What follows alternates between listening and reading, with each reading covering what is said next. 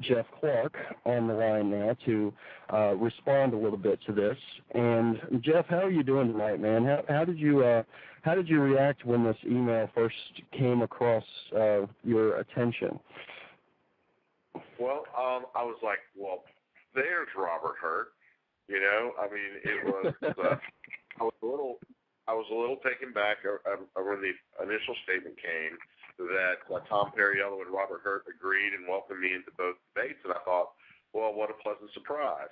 I thought Robert Hurt was going to show a little bit of political common sense and realize that he can't do this with the Republican base alone, and that he recognizes that there is an independent voice out there who maybe isn't walking in lockstep with the Republican Party, and that he would want to show that there was some, I guess, embracing of that message. But, you know, I guess he proved to be just what I thought he was going to be. Listen, this Senator Hurt has already shown himself as to what type of politician he is.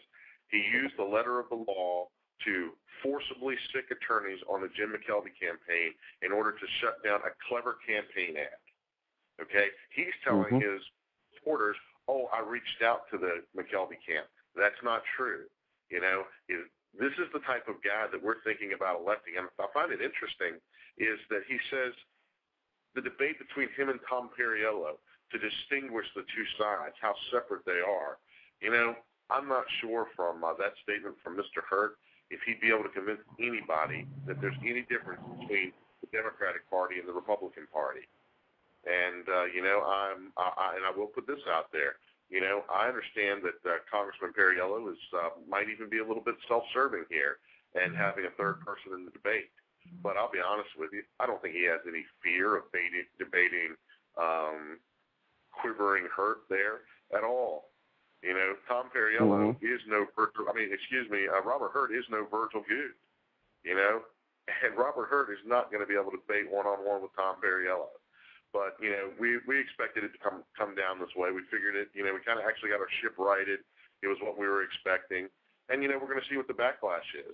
I mean, listen, I was reading a lot of comments about it, and we're everything from a socialist plant to a friend of Tom Perriello who's just appeared on the map.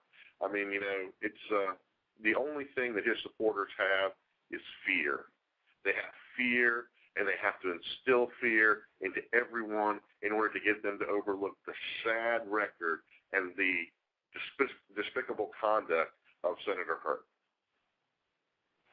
Well, I agree with you there, you know, and I thought about this earlier when I was reading through this email, you know, using semantics and saying, well, that last question that I answered absolutely to didn't mention Jeff Clark. Well, also that last question didn't mention Tom Perriello either. It was obviously a follow-up question, you know, to the original that included both of your names. And, you know, by using semantics like that, you know, it's interesting. Some of the same people that are supporting Robert Hurt in this were some of the same people that were very quick to jump on Bill Clinton and his, well, it depends on what the definition of is. It's the same exact tactic that Robert Hurt is using here. It's an old lawyer trick of using the exact semantics of an argument to weasel out of something.